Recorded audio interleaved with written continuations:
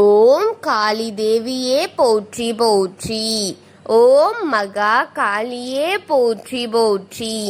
ஓம் பத்ரகாளி தாயே போற்றி போற்றி.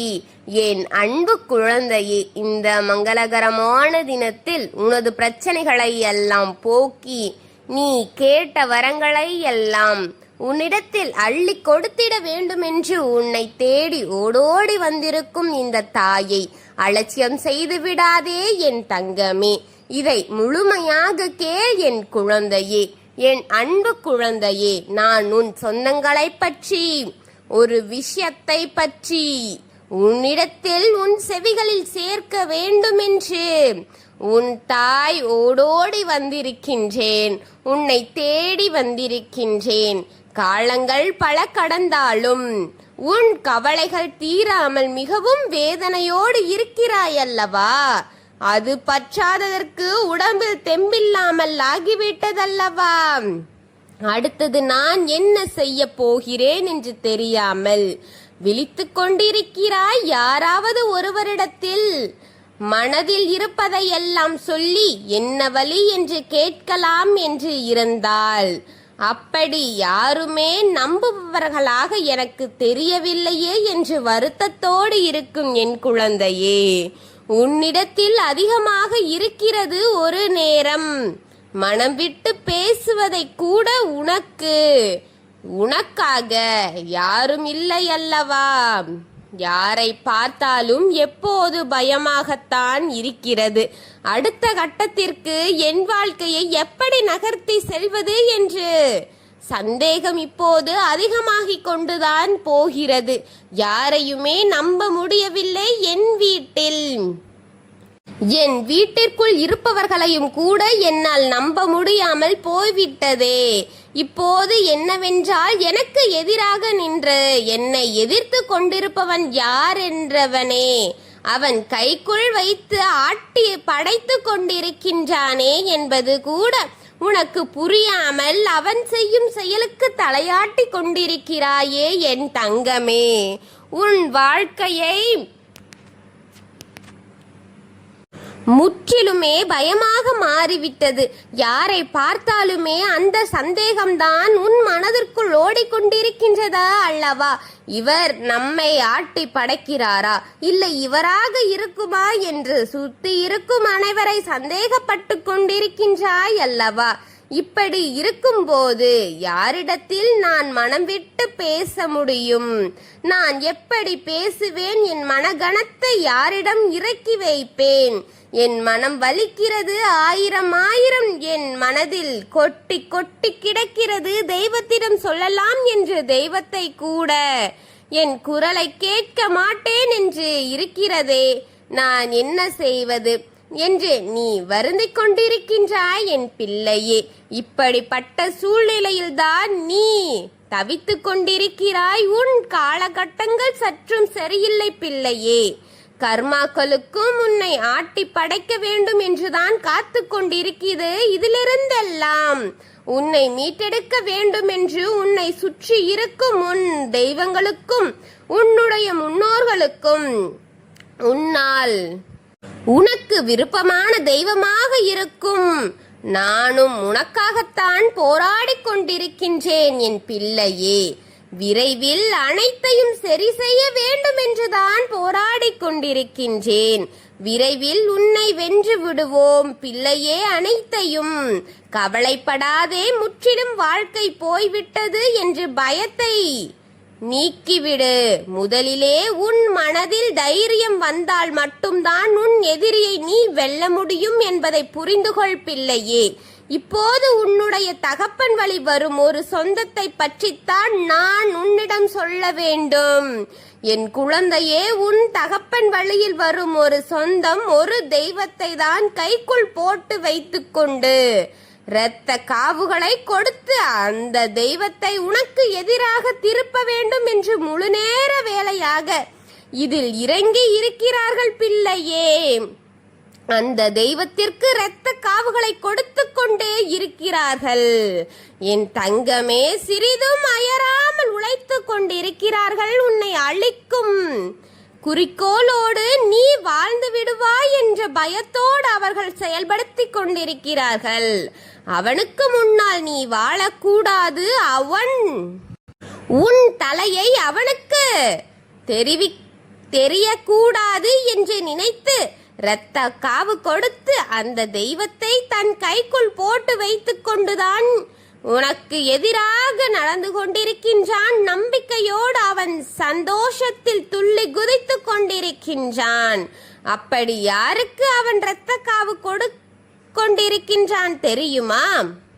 யாருக்கு கொடுத்திருப்பான், எதற்காக கொடுத்திருப்பான் என்று இப்போது யோசித்துக் கொண்டிருக்கிறாயா தங்கமே? கேள், நிஜம் உள்ள ஒரு தெய்வம் அவன் பக்கத்தில் திரும்பிவிட்டது என்று நினைத்து அவன் ஆட்டமாடிக் கொண்டிருக்கிறான்.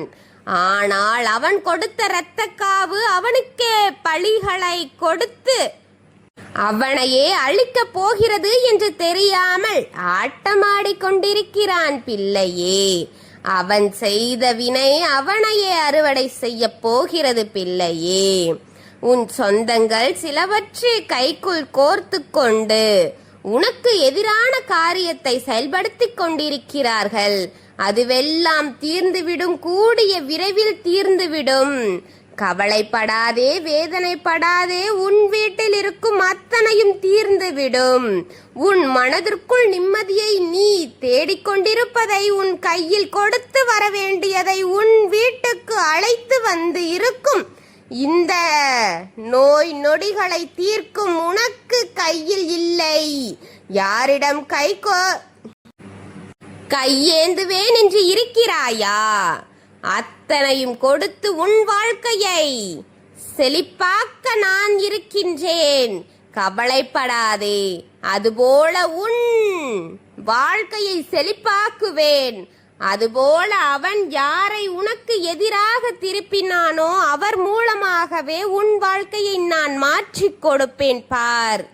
ஏனென்றால் அது நியாயமுள்ள தெய்வம். அந்த தெய்வம் உன் பக்கம்தான் இருக்கிறது. உன்னை பற்றிதான் அவதூறு செய்திகளை சொல்லி சொல்லி இரத்த காவு கொடுத்த அந்த தெய்வத்தின் மூலம் உன்னை அழிக்கலாம் என்று நினைத்த உன் எதிரிக்கு அவன் முகத்தில் கரியை பூச காத்திருக்கிறது பிள்ளையே. நேரம் உனக்கு அருகில் வந்து விட்டது. எந்த தெய்வத்தையும் அவன் உனக்கு எதிராக ஆக்கிவிடலாம் என்று மட்டும்தான் காத்து கொண்டிருக்கிறான். எந்த தெய்வம் தாயே அவன் இரத்த காவு கொடுத்தான்?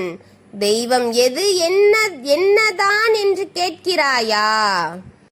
10ஆம் படி கருப்புசாமி. அந்த தெய்வம் தான் உனக்கு எதிராக அவன் திருப்பி உன்னை அழிக்க அவன் வேண்டி கொடுத்தான். அவன் வேண்டியது அவனுக்கே திரும்ப போகிறது. உன் கண்ணுக்கு முன்னால் உன் எதிரி அழிய போகின்றான். கருப்பன் உன் துணை என்பது அவனுக்கு தெரியாமல் போய்விட்டது. கருப்பன் நீதி நியாயம் என சொல்லும் சாமி என்பதும் தெரியாமல் போய்விட்டது. இவன் ஒன்று சொன்னால் அனைத்தும் சரியாகிவிடுமாம். 18ஆம் படி கருப்பன் அவனை அழிக்க இறங்கிவிட்டான் பிள்ளையே. சொந்தக்காரர்கள் என்று போர்வையில் ஒளிந்து கொண்டிருக்கும் அந்த அசுத்த ஆவியை அழிக்கப் போகின்றான் பார்.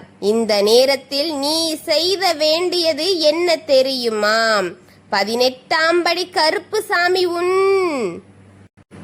உன்னுடன் இருக்கிறது என்ற நம்பிக்கையோடு இந்த செய்தியை உன்னிடத்தில் கொடுக்க வந்த உன் தாய்க்கு உன் கருப்பசாமிக்கு உன் கையால் ஆர்த்தி எடுத்து தெய்வாதனத்தை காட்டி வணங்கு என் தங்கமே. உன்னை சுற்றிலும் வளமிட்டு பாதுகாக்கும் என்ற நம்பிக்கையோடு, உன் எதிரியை அழிக்கும் என்ற நம்பிக்கையோடு இந்த தாயையும் கருப்பு சாமியையும் வணங்கு என் தங்கமே. 18ஆம் படி கருப்பு சாமியை உன் எதிரிக்கு முன்னால் திருப்பிவிட நான் காத்திருக்கிறேன். என்னை வணங்கும் உனக்காக நான் வந்திருக்கின்றேன்.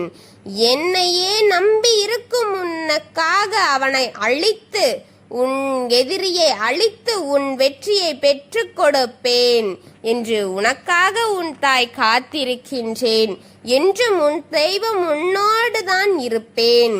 தெய்வங்கள் உன்னை பார்த்து கொண்டிருக்கிறது என்ற நம்பிக்கையோடு, நல்லதே உனக்கு கொடுத்து கொண்டிருக்கிறது என்ற நம்பிக்கையோடு என்னை வணங்கு.